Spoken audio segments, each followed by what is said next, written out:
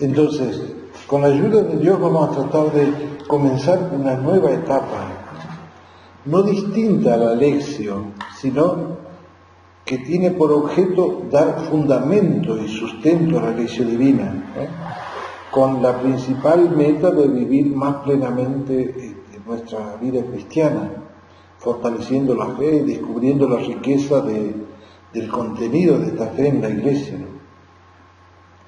Esta meta, para que se logre el objetivo, debe tener gusto, entusiasmo y pasión.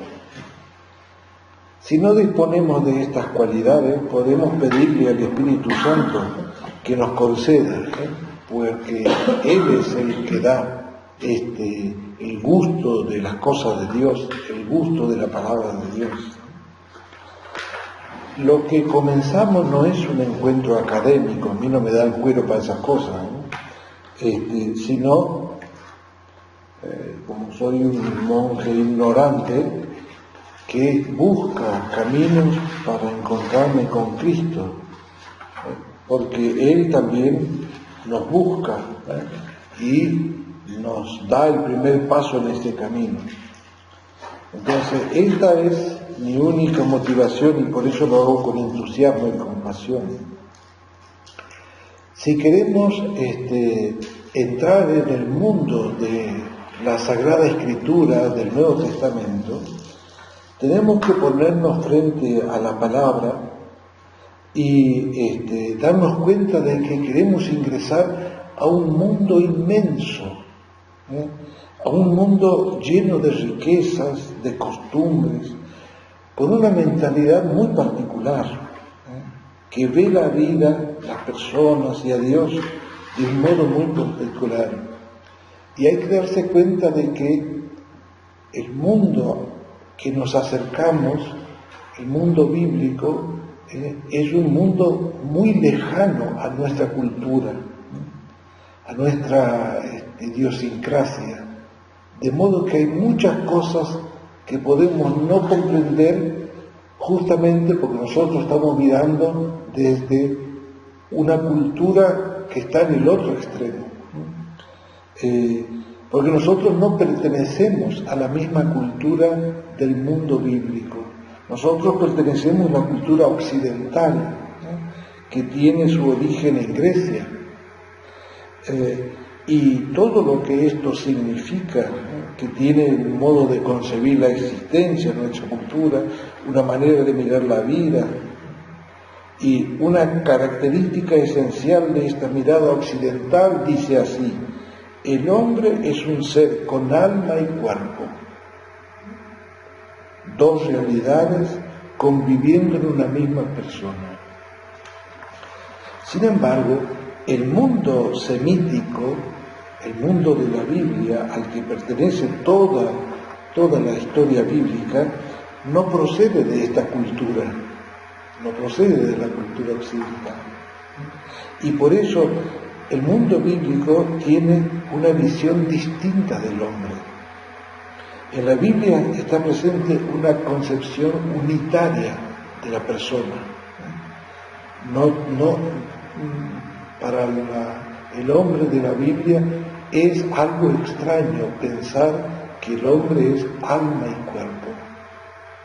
Porque en el mundo bíblico el hombre es una unidad. Y el centro de esta vida humana es el corazón. Y con esto no solo se dice sentimientos, afectos, sino también alma y cuerpo. Cada vez que estemos ante la palabra de Dios, debemos tener en cuenta esta dificultad, que se puede convertir en una oportunidad para ingresar a un mundo distinto al nuestro, para comprender la riqueza de la cultura semita.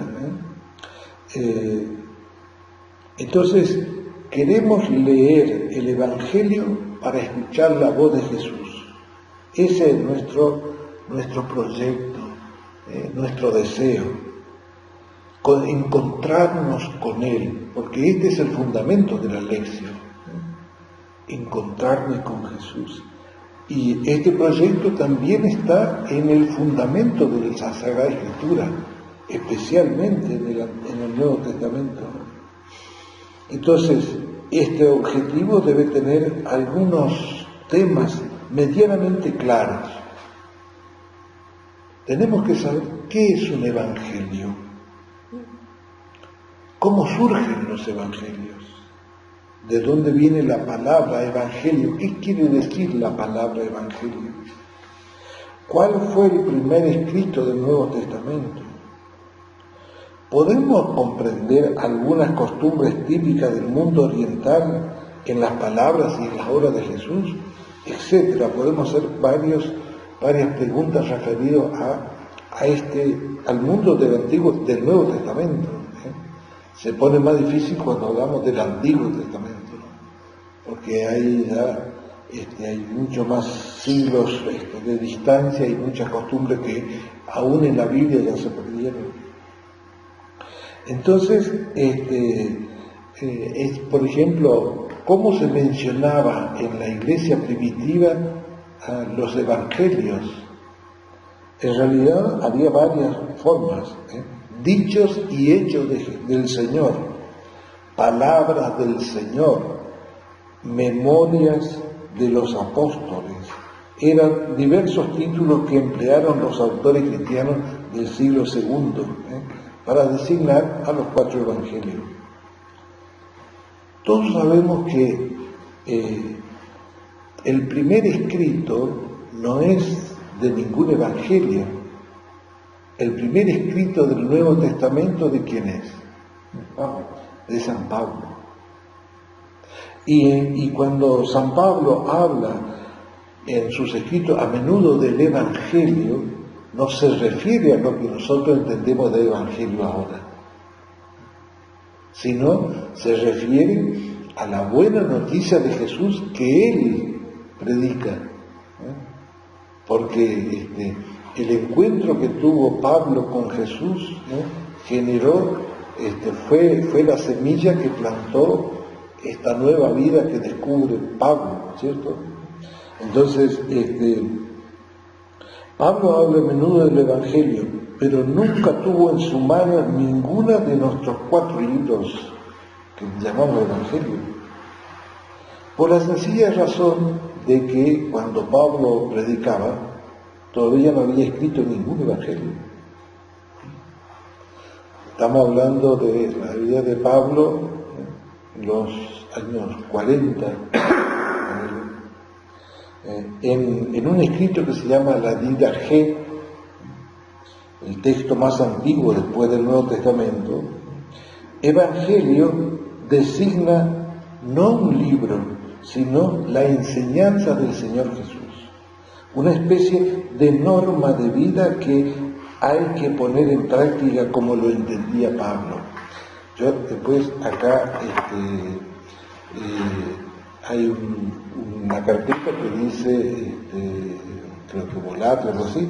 Entonces están algunos cuadernos bíblicos de ingreso a estos temas, este apunte, está este texto de la Didaché, que es un texto breve de la Didaché, pero muy importante, ya de la antigüedad, ¿no es cierto? Entonces queremos recorrer este itinerario brevemente, desde la buena noticia predicada por Jesús, luego por sus apóstoles, hasta la lectura de los 4 evangelios en las distintas comunidades. A grosso modo uno puede darse cuenta que hay 3 grandes etapas: Jesús, los apóstoles, por lo tanto estamos diciendo los apóstoles y el nacimiento de las primitivas comunidades, porque todos los evangelios son fruto de la vida de una comunidad, de una comunidad. Los evangelios no surgieron en un escritorio, no es el arte intelectual de alguien, sino es fruto de una comunidad.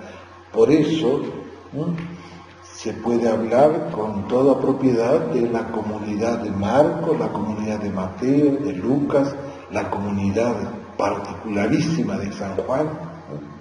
Pero en cada evangelio queda reflejada esa comunidad, ¿no? Y eso es lo maravilloso, ¿no? Que detrás de cada texto del evangelio nos encontramos con una comunidad. ¿Por qué? Porque después de Jesús, después de la predicación de los apóstoles, lo primero que existió y lo que sustenta al escrito evangelio es la iglesia, la comunidad eclesial, la comunidad de creyentes que está detrás del texto y que produce el texto. ¿Se entiende o es un poco...? Sí. Entonces, hacemos un cortecito, un corte y una quebrada.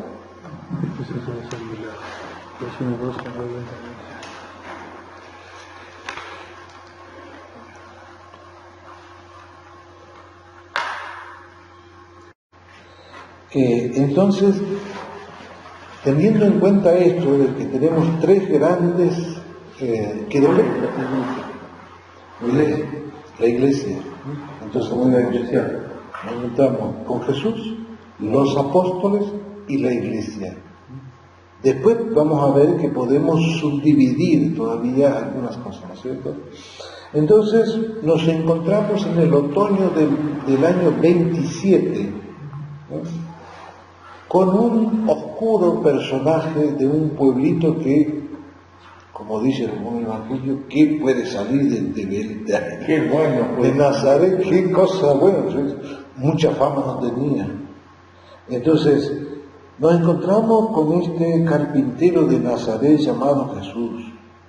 Tendrá 30, 33, 35 años, que se pone a proclamar, a decir: ha llegado el reino de Dios. Nos puede costar imaginarnos la reacción, ¿no? Que, bueno, en los evangelios tenemos la reacción de algunos de sus compatriotas cuando él vuelve a Nazaret y termina que te tiramos por el precipicio acá que está al lado del pueblo, ¿no?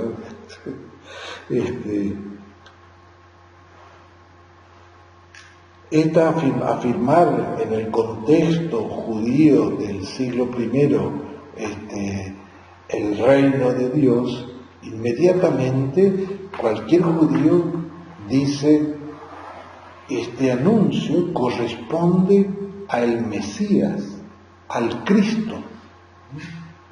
No lo podía hacer cualquiera, no era un anuncio de cualquier profeta, sino el Mesías era el que anunciaba: ha llegado el reino de Dios. Entonces se comprende el entusiasmo por ahí de alguna gente de Galilea, pero también el escepticismo de algunos jefes judíos ante un Mesías tan raro, tan distinto de lo que esperaban, porque ellos, según el Antiguo Testamento, el Mesías tenía que cumplir unas cuantas normas, ¿no es cierto? Inclusive los discípulos de Emaús dicen: nosotros esperábamos que sería él el que liberaría a Israel, porque una de las misiones del Mesías era librar a Israel y por lo tanto restituir al pueblo judío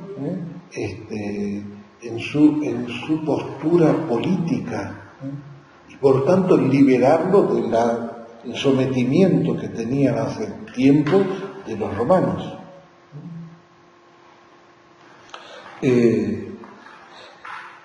Entonces, aquí aparece esta dificultad de los judíos que no pueden creer que este sea. Y por eso la expresión de los discípulos de Emaús: nosotros esperábamos, pero no pasa nada para ese día. Y entonces aquí nos encontramos con dos situaciones. Esto que anuncia Jesús no es algo que esté dirigido a una constatación histórica, porque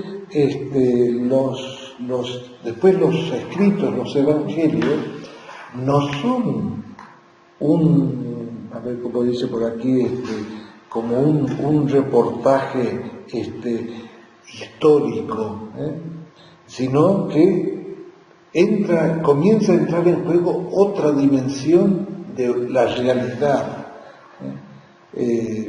Y por eso Jesús tuvo mucha dificultad de hacerse comprender, de que la gente creyera verdaderamente que Él era portador de esta misión de parte de Dios, que Él era verdaderamente el Cristo, el Mesías.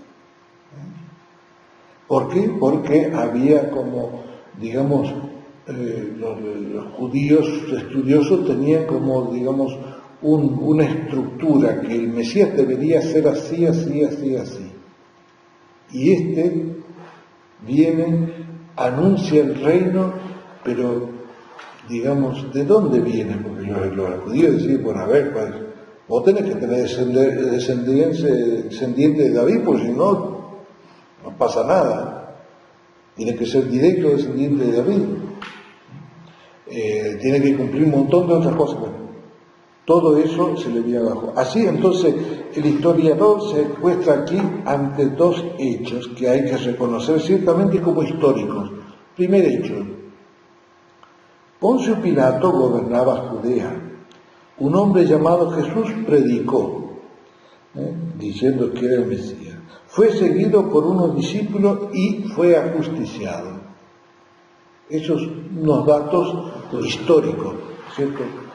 Otros datos que también son históricos, pero que ya tienen otros componentes. Después de su muerte, sus discípulos proclamaban que Él estaba vivo, que era Hijo de Dios. Entonces, ¿cuál es la relación de estos dos hechos? Se engañaron los discípulos, hay que creerles.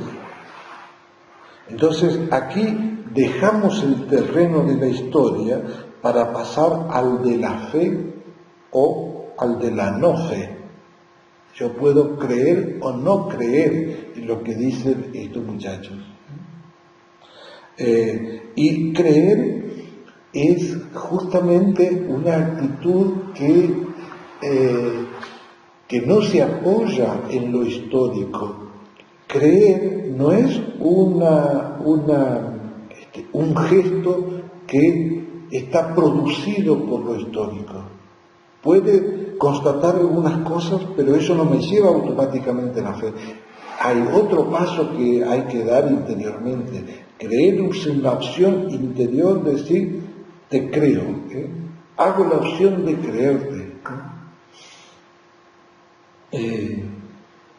Creer, por lo tanto, de que Jesús que vivió y que murió, que lo mataron, y que resucitó, creer estos datos, por lo tanto, creer el querigma que predican los apóstoles, es confiar en los apóstoles, porque solamente ellos fueron testigos de esto que nos dicen de Jesús. La fe de la Iglesia está apoyada en los apóstoles. Creemos lo que ellos vieron. Por eso, el fundamento de la Iglesia es la fe de Pedro, ¿no? Está construida sobre, como le dice Jesús a Pedro, sobre esta roca construiré mi Iglesia. Entonces, nosotros seguimos la enseñanza de los apóstoles. Entonces, el Nuevo Testamento nos propone y son testigos de la fe de los discípulos. Nos lo anuncian como una buena noticia, como un evangelio. Y después podemos ver, bueno, en la biografía que yo les voy a dar, ahí aparece todo un estudio de qué quiere decir evangelio. Y es una palabra compuesta, pero ángelos es lo que se traduce por ángel.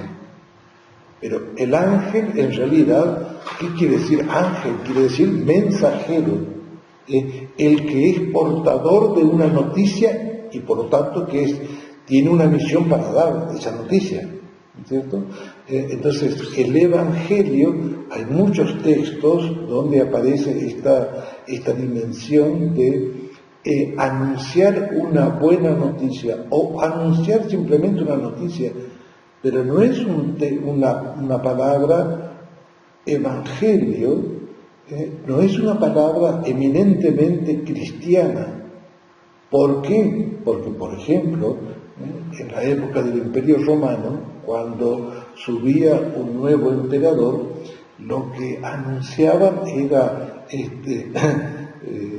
hay digamos textos que lo atestiguan. Le anuncio una buena noticia, hay un nuevo emperador que se llama tal o cual. Entonces es una noticia, alguien que es portador de una buena noticia. Aquí entonces nos encontramos con los evangelios, la buena noticia que por lo tanto hay que preguntarse inmediatamente, ¿quién es el portador de esta buena noticia? ¿Quién es el que trae esta buena noticia? Esta buena noticia lo trae unos testigos que conocieron a Jesús, que vivieron con Jesús. Los apóstoles son los transmisores, son los testigos de esto.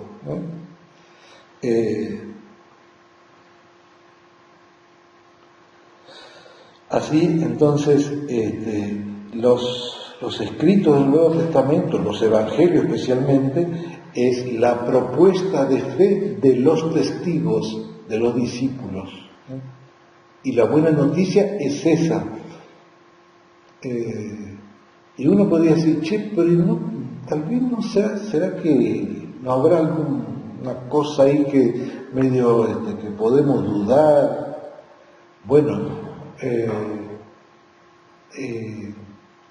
en la historia de la Iglesia después queda reflejada la veracidad de este testimonio por las obras de los que creen. No solamente porque lo dijo Juan o Pedro, sino por las obras que sucedieron a estos que creyeron. Entonces esta fe de los que nos traen aquí como testimonio los evangelios es a la cual nosotros nos adherimos, y porque nos adherimos a esta fe podemos entrar a participar los que ellos mismos vivieron, y a convertirnos nosotros en esto que ellos fueron, testigos, y nosotros podemos llegar a decir, sí, es así, yo lo viví, yo lo vi, yo lo experimenté. Porque la fe es esto, la fe no se dirige a mi intelecto, sino a mi persona, para llenar todo lo que soy como persona, ¿no es cierto? De modo que el Evangelio no es un reportaje en directo de la vida de Jesús, es más bien la expresión de estos testigos. Por eso que los evangelios significan que lo primero que apareció después de Jesús, después de los apóstoles, es la comunidad de creyentes, la comunidad que es la iglesia. Este grupo de personas que se reunía en torno a los apóstoles, y según los hechos de los apóstoles, decía, no se reunían para escuchar la enseñanza de los apóstoles, partir el pan en las casas, cantar y alabar a Dios.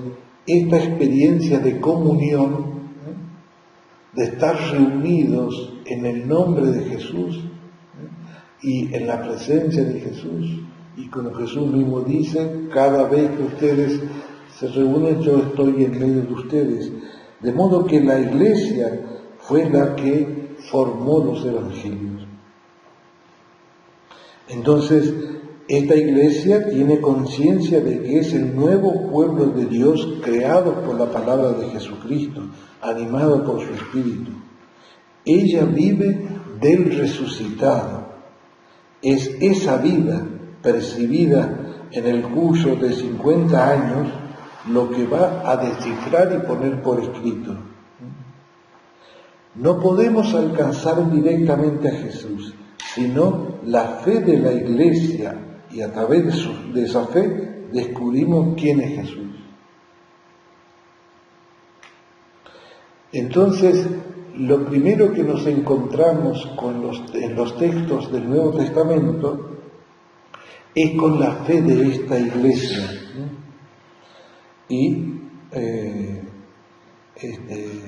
evidentemente el espíritu que impulsa a los discípulos, enviándolos a predicar, fíjense con el relato de los hechos de los apóstoles en este aspecto es importantísimo, ¿no?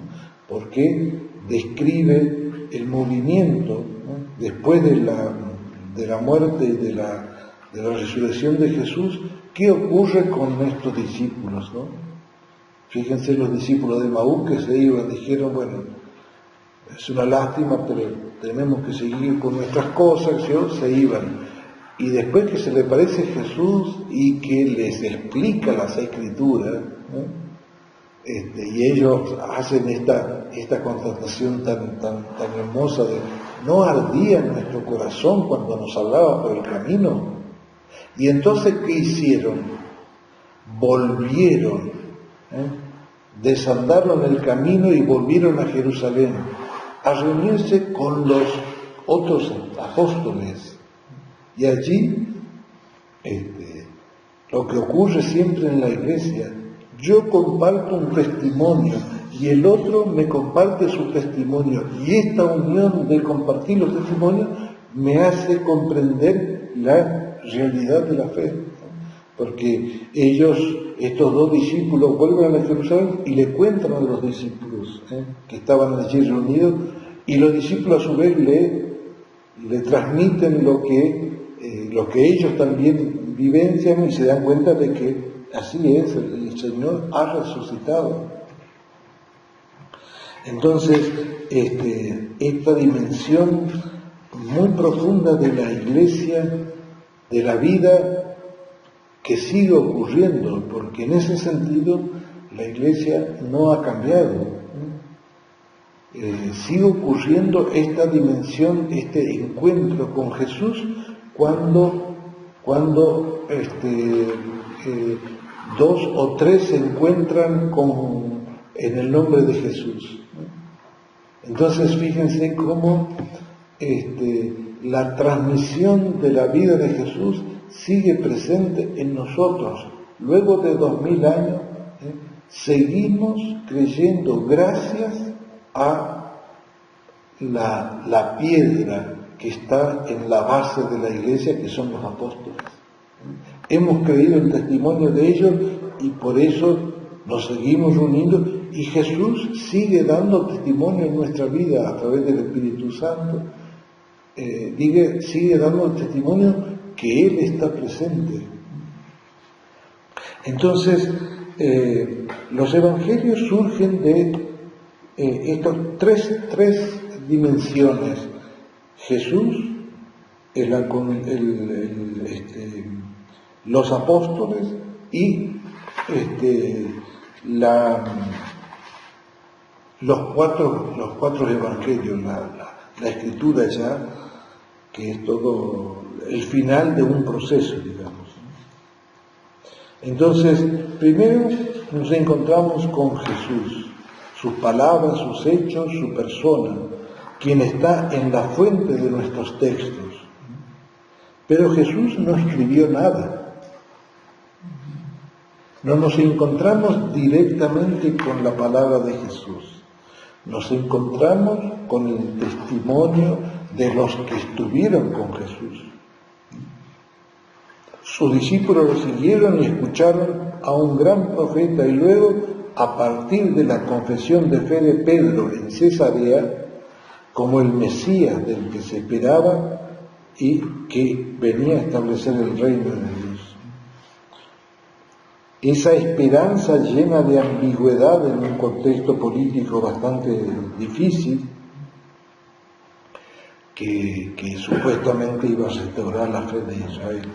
De modo que la cruz había sido la muerte de aquellas ilusiones del pueblo judío. Nosotros esperábamos. Sin embargo, ocurre lo que no estaban en condiciones de comprender. Jesús resucitó. Cuando en los evangelios, los sinópticos, hay 3 anuncios de la pasión y muerte y resurrección de Jesús. Ninguno de los discípulos pregunta, ¿pero qué es propiamente la resurrección? No tienen la menor idea de qué es lo que es. De modo que Jesús, además de instaurar, de abrir el reino de Dios con su palabra, con su mensaje, con las curaciones, con su comportamiento, sus relaciones con las personas, especialmente con los más necesitados, pero especialmente con el evento de la resurrección, inaugura algo que no había.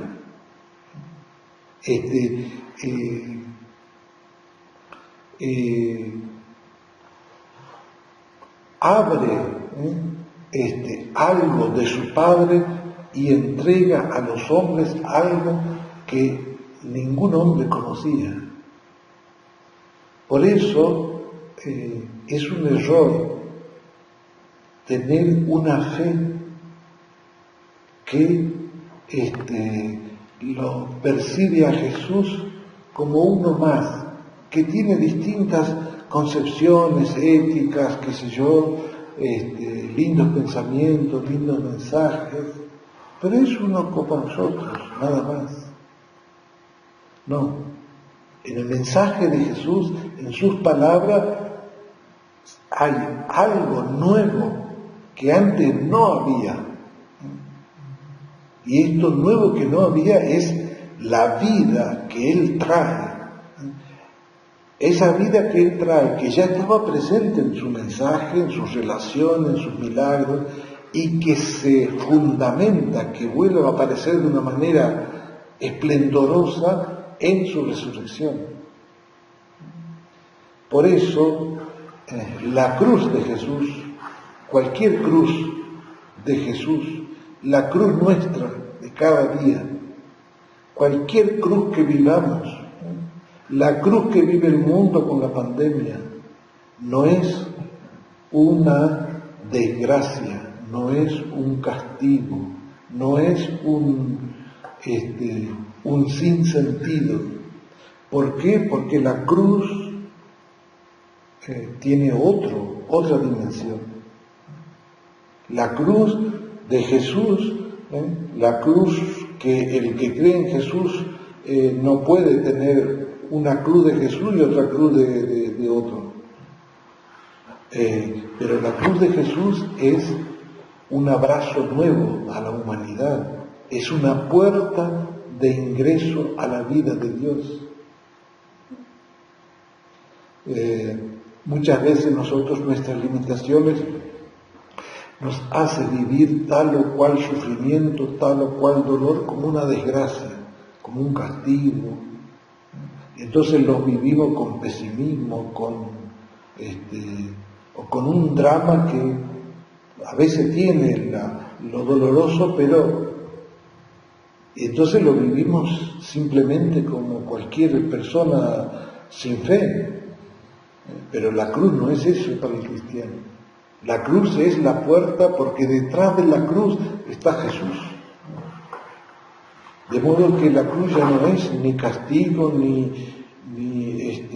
dolor sin sentido, es puerta para ingresar a la vida de Dios. Y esto, fíjense cómo lo conocieron tremendamente los discípulos, ¿no? Porque los discípulos conocieron a Jesús, escucharon su mensaje, fueron testigos de sus milagros, de sus contactos con la gente, pero también fueron testigos de la resurrección por medio del Espíritu Santo.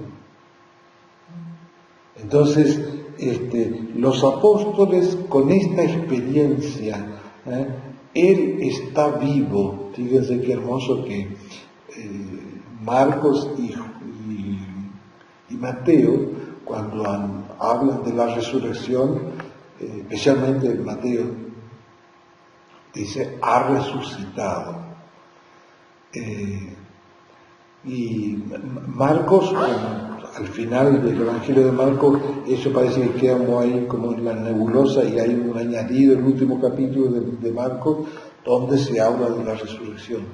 Pero Lucas no dice nunca ha resucitado, sino dice otra palabra que significa lo mismo, pero de una manera distinta. Él está vivo. Y esta mención de Él está vivo es el anuncio de la resurrección. Después San Juan hará que, digamos, no hará esta proclamación de ha resucitado ni está vivo, sino de un encuentro, ¿no? De una persona amada con Jesús. María Magdalena, que se encuentra con Jesús, y que lo reconoce solamente cuando Jesús la llama por su nombre. En todos los relatos de la resurrección hay una cualidad, que es que la resurrección no es que el discípulo se da cuenta de algo que ocurre, sino que es un paso que da Jesús hacia la fe del discípulo, y por eso ellos pueden proclamar que Jesús está vivo, no al revés. Porque la resurrección propiamente es el evento de Dios Padre que restaura esta vida humana más el nuevo Adán, digamos.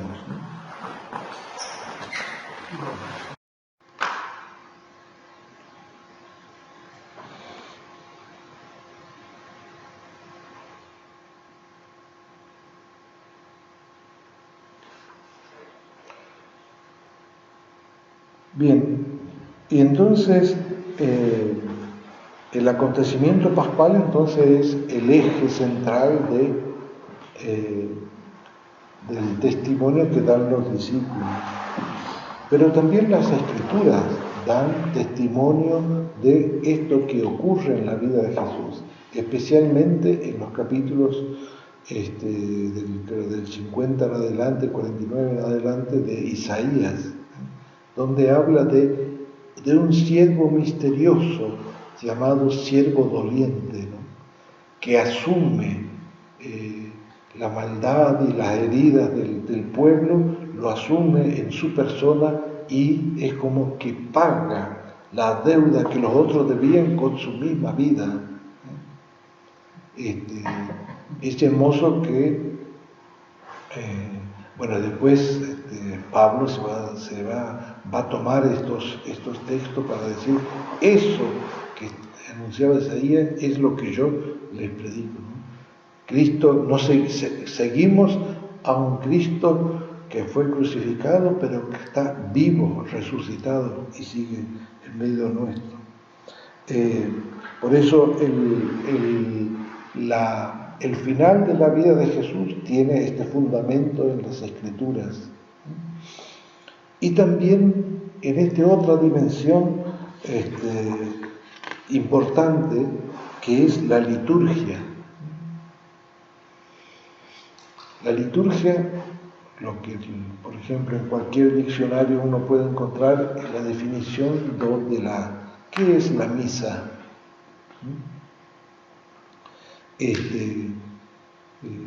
Es poner en acto este mandato de Jesús: hagan esto en memoria mía. Allí no hay ningún invento de ningún cura ni de ningún papa.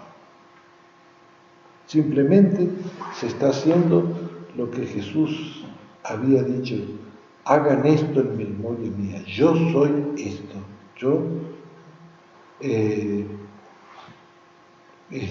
Tomen y coman, esto es mi cuerpo. Tomen y beban, esto es mi sangre. Cada vez que lo hagan, que hagan esto en mi memoria, yo estoy en medio de ustedes. Entonces, la liturgia tiene este centro que es volver a traer a nuestro hoy la vida de Jesús, la vida, la muerte y la resurrección de Jesús. Por eso si uno lo piensa bien, serenamente, si uno lo piensa rezando esta idea de la misa, en la misa, uno tendría que estremecerse cada misa, porque yo me encuentro con un hoy que no depende de mí, sino depende de Dios. Dios está haciendo esto que prometió en el hoy de Dios, que es distinto al hoy mío. Mi hoy tiene temporalidad, el hoy de Dios lo abarca todo. Nosotros estamos en el hoy de Dios. Y entonces cada vez que celebramos la Eucaristía es el nuevo encuentro con este resucitado. Y por eso nosotros podemos llegar a participar del mismo testimonio que participaron los discípulos. Por eso nosotros estamos en condiciones de decir: yo estuve allí también. Esto, fíjense que es muy fuerte, muy fuerte. Nosotros lamentablemente lo hacemos rutina, le pasamos por el tema de la costumbre. Entonces sí, ya sabemos todo lo que va a pasar, por eso aparentemente no esperamos nada nuevo, pero no hay ninguna Eucaristía que se repita. Dios siempre es alguien nuevo para nosotros en cada Eucaristía. Este relato de la pasión, de la resurrección de Jesús, entonces es fundamental para nuestra fe. Solamente comprendiendo el misterio que está ocurriendo en la Eucaristía, descubrimos dos dimensiones, como dos caminos.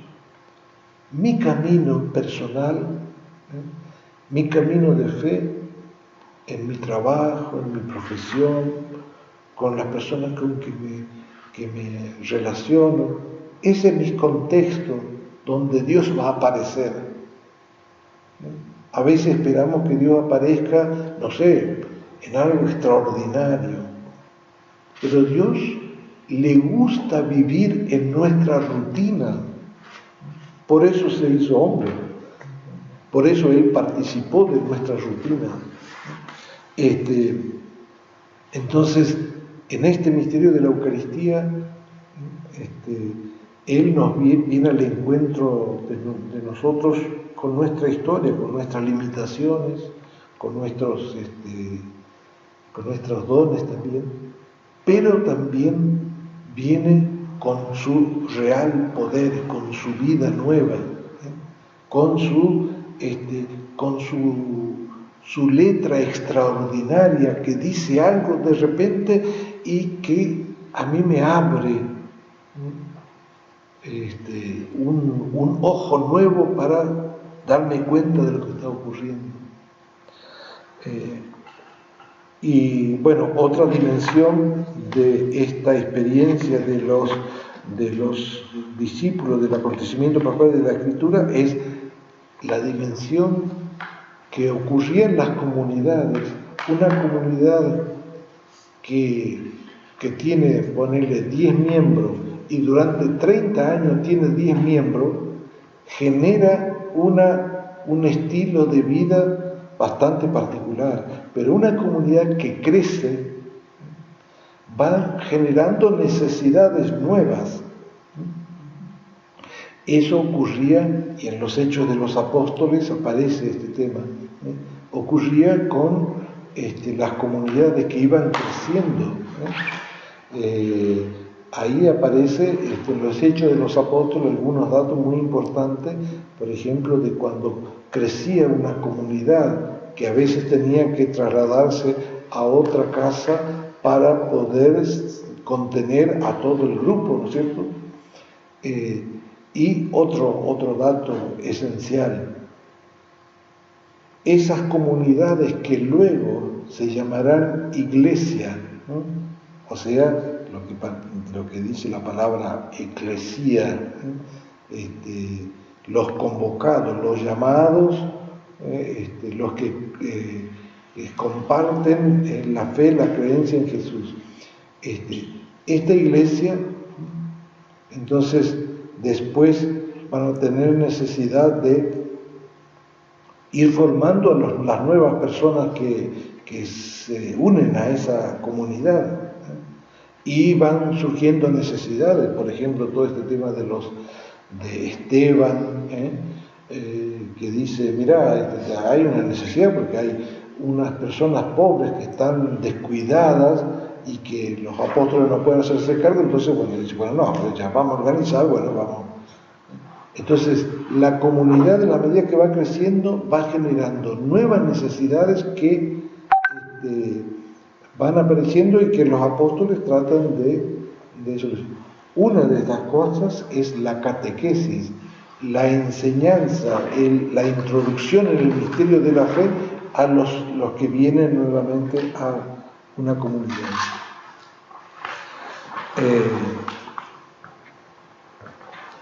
Después, bueno, por último, llegamos a un último punto que es la creación de los 4 evangelios, la etapa de redacción de los evangelios. Hay que tener en cuenta de que los evangelios se escribieron, no hay ningún evangelio antes del año 70. Del 70 al 90, 95 fueron escritos los evangelios. Lo primero que surgieron son algunas cartas de Pablo, eso sí. En torno seguramente a los años 55, 60. Pero los evangelios no hay ninguno antes de esa fecha. De modo que hay un largo periodo de vida de las comunidades, de los apóstoles, de las comunidades, y por lo tanto, ¿qué hay en esta etapa? Hay algo muy importante que después está presente en los evangelios: la tradición oral, algo propio de esa época, de esas comunidades, de esa cultura semita, la tradición oral. muy pocas comunidades en el mundo ahora tienen una tradición oral. Todos casi tienen tradición más. Pero entonces en los evangelios, en todos los evangelios nos encontramos con este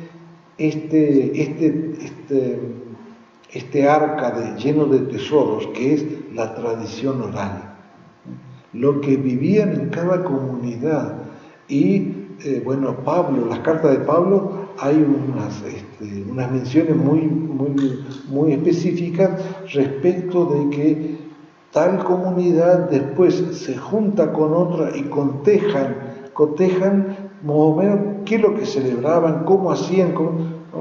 Y se daban cuenta de que en realidad el corazón de sus encuentros era el mismo.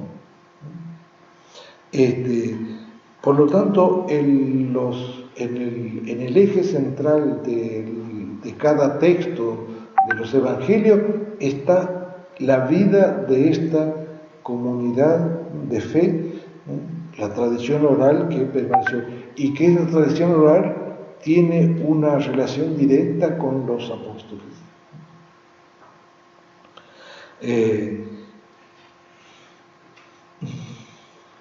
Al recoger entonces estos materiales de la vida de estas comunidades,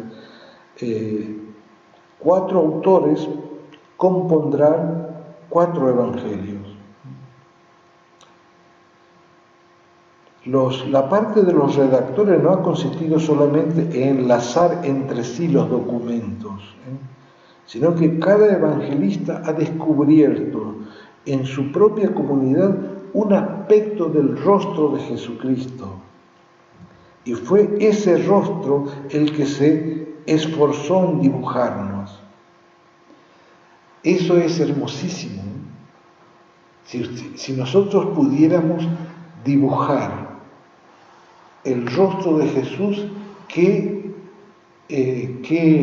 crea la comunidad de Mateo, la comunidad de Marcos, la comunidad de Lucas, nos vamos a dar cuenta que son distintos Jesús.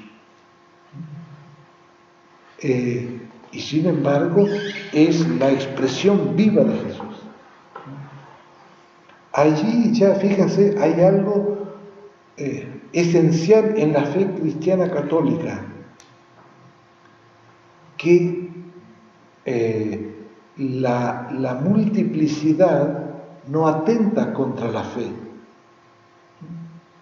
Uno podría decir, dejémonos de bromar, ¿por qué 4 evangelios diferentes? Hagamos uno y listo. Juntemos los 4 y unifiquémoslo y vamos a salir enriquecidos. No vamos a ser tan originales para crear algo nuevo, eso ya lo crearon. Hay un documento que se llama Diatésaron, que es la creación de los 4 evangelios en uno. Diatésaron. Después en la bibliografía que le voy a dar ya aparece ese tema.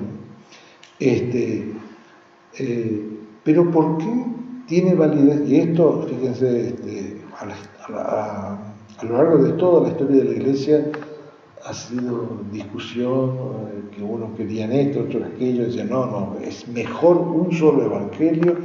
Y sin embargo la Iglesia nunca sucumbió a esas ideas. 4 evangelios. Cada dibujo de Jesús que hace cada evangelio es la expresión de un misterio, de una riqueza extraordinaria. Uno podría decir, mira, es muy fácil, ninguno de nosotros somos iguales. Gracias a Dios. No somos iguales. Cada uno somos un misterio. Somos una construcción distinta, como que cada uno tenemos una mina de oro distinta. Y la Iglesia nunca quiso decir, a ver, emparejemos todo. Y por eso nos encontramos con afirmaciones de un evangelio que no nos dice otro, por ejemplo. Por ejemplo, en los sinópticos hay relatos que son solo de un evangelio. Y uno dice, sí, ¿por qué no lo copiaron los otros? ¿Por qué este tema, este relato, solamente lo tienen Marcos o Mateo o Lucas? Que a Lucas le encanta, digamos, poner algo que viene de su propia cosecha, digamos, ¿no? Y ni hablar de San Juan. Entonces, esta riqueza del Evangelio, de esta diversidad, ¿no? Cada Evangelio nos muestra un rostro nuevo de Jesús. Y eso ha ocurrido en toda la historia de la Iglesia. En nuestra vida, por ejemplo, fíjense, nosotros somos monjes benedictinos. Todos tenemos la misma regla de San Benito y unas mismas constituciones aprobadas por el Vaticano, unas constituciones que regulan nuestra vida. Sin embargo, ninguna de las comunidades se parece, es un calco de la otra. Vos te vas a otra comunidad y decís, che, pero en serio son distintos estos, ¿no? Siguen siendo monjes, hacen lo mismo, un montón de cosas, pero son distintos.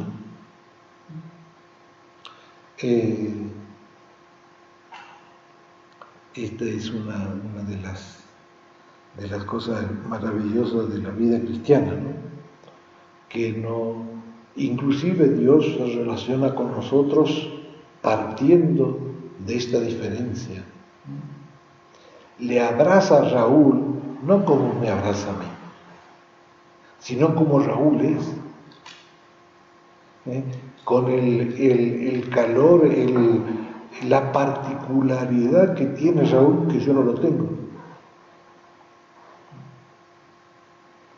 Y eso es bellísimo. Por eso, ni Dios, ni Jesús, ni el Espíritu Santo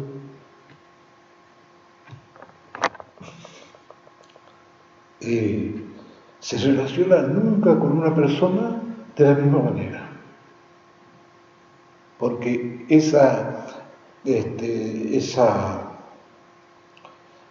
reglas y esa rectitud no existe en Dios, sino cada uno es un misterio, es un tesoro distinto y se relaciona con...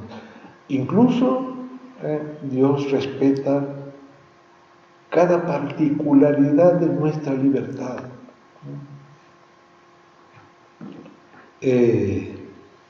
Uno podría decir, pero ¿por qué Dios se mete en tanto lío? Tendría que hacer algunas cosas así más directamente, ¿no es cierto? Uno puede decir, a ver, dejémonos de bromar. Dios puede hacer 2 o 3 cositas como que nos pega unos sacudones y nosotros agarramos por ahí y se soluciona el problema. Y no. Dios nunca va a ir por un lugar que nosotros le dijimos por acá no pases. Jamás. Entonces, cuando queremos acercarnos a los evangelios, nos encontramos con estos tesoros, esta riqueza de vida. Cuando queremos hacer lección, queremos rezar con estos textos, queremos escucharle a Jesús a través de estos textos. Fíjense, siempre le escuchamos a algunos apóstoles, siempre le escuchamos a una comunidad que está diciendo toda la cosa. Y allí entonces está la riqueza, la hermosura de la vida cristiana. Uno puede decir, bueno, no hay con qué aburrirse. Y este camino que ocurre en la formación de los evangelios está presente hoy en cada cristiano que con fe dice: quiero abrir la Biblia, quiero escucharlo a Dios, quiero encontrarme con Jesús. Cada vez que alguien dice eso con fe, Dios no se puede negar a eso. Y sale a nuestro encuentro. Bien. Cortamos aquí, terminamos acá, porque si no se hace, la gente se está durmiendo. No, yo tengo una pregunta. Sí. La fuente Q, la famosa fuente Q. Corto de la Q de lo que estaba escrito antes de que escriban los evangelios. Sí. Esa es una reconstrucción. La fuente Q es una reconstrucción especialmente de los textos de los sinópticos, los relatos que están en concordancia en cada texto, en cada evangelio. Entonces después hay, digamos, una teoría, porque la fuente Q no es un documento que existe. Por eso es una reconstrucción de los sinópticos. Está bien, pero vos nos dijiste bien claro que cada comunidad tenía su forma, su guía, ¿no es cierto? Pero después, cuando se juntaban todas, veían que eran muy similares en las cosas que hacían, ¿sí? Entonces yo también puedo decir que realmente la fuente Q no existió, porque cada comunidad escribió lo que sabía, porque venía de la fuente origen, que era Cristo, y la transmisión de los apóstoles. Entonces, lógico que los tres sinópticos hayan escrito lo mismo, porque tienen la misma fuente de origen, que es Cristo, no una fuente Q. Por eso te lo preguntaba. Sí, y ahí entra otra dimensión que teológicamente es muy importante, de que las comunidades no son un mero instrumento así de segunda mano para las escrituras, porque las comunidades donde surgieron los evangelios y que vivieron tal o cual dimensión del evangelio, de su fe, están expresando una dimensión del misterio de Dios. Por ejemplo, en el Evangelio de Marcos aparece por ejemplo, es el Evangelio más corto, el más antiguo, pero no tiene algunas cosas. Tiene un final un poco abrupto y tiene un inicio donde Jesús empieza a predicar. Conviértase que el reino de Dios está cerca. Lo primero que dice, pero uno puede decir, pero y háblenme un poquito de la anunciación, no existe para el Evangelio de Marcos. Uno puede preguntarse, pero ¿por qué? Bueno, y Marcos, por ejemplo, lee todo el Evangelio de Marcos. En ningún lugar vas a encontrar que se diga los apóstoles comprendieron todo lo que decía Jesús. Al contrario, cada vez que hay una relación Jesús con los apóstoles, se deja constancia que los apóstoles no entendieron nada. Ahora, ¿qué pasa ahí? ¿Qué hay detrás? Detrás está el contexto de la comunidad de Marcos, que vivió en una época típica de persecución. Todo el contexto de la vida de la comunidad de Marcos es persecución, tensión, esconderse, tenemos que reunirnos, pero la típica experiencia, que vivieron varias comunidades, pero la comunidad de Marcos especialmente, la comunidad de Mateo. Voy a comparar a Marcos con Mateo, voy a decir, este tipo es típico organizador, organizó el Evangelio. ¿Por qué? Hay unos capítulos que están todas las parábolas, una tras otra. Hay otros capítulos donde están todos los milagros y así. No es como Marcos, que tiene por todos lados, tiene un montón de... Marcos más bien hace un respeto de la vida real. Mateo, uno puede decir, es un tipo ya inteligente que organizó algo. Y Lucas tiene otros principios.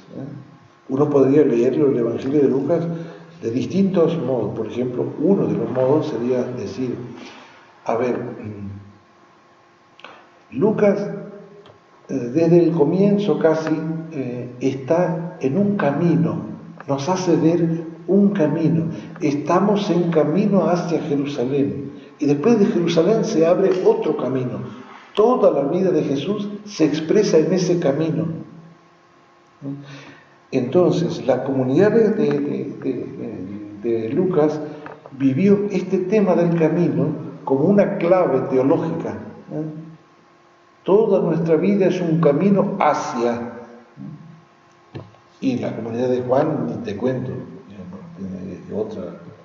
Bueno, ya. Bueno, ¿qué otra cosa? Lo dejamos ahí.